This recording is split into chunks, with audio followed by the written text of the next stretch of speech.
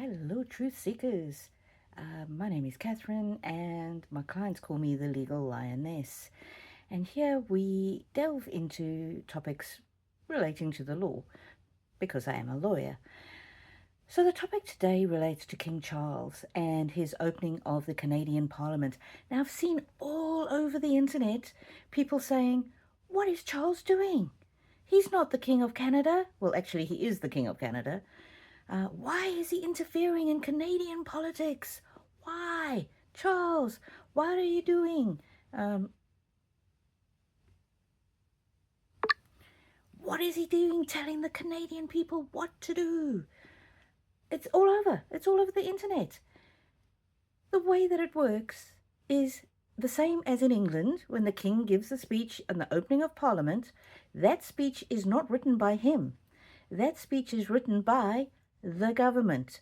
And when he gives the speech, he is given the speech that the government wrote for him to give on their behalf.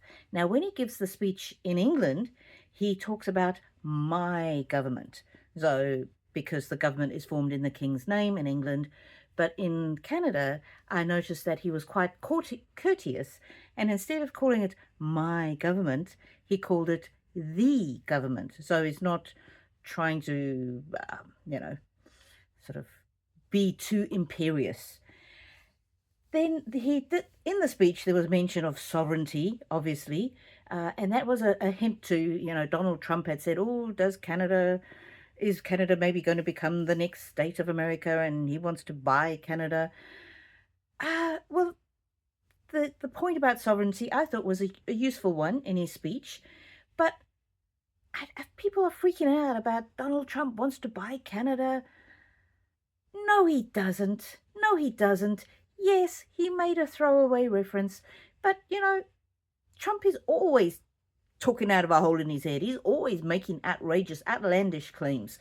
And so people are saying, "Oh, did the king go to, stick it to Donald Trump? And is Donald Trump going to be angry because Donald is famously pro-monarchy and he really respects the monarchy?"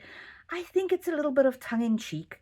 The Donald has said he wants Canada, like another little state to add to his collection. It's just a talking point.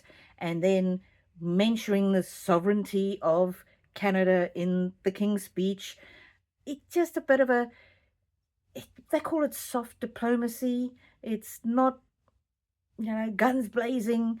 It's not that the king now hates Donald Trump. It's not that Trump is going to be offended and upset. He's going to see it for what it is. It's a bit of statesmanship.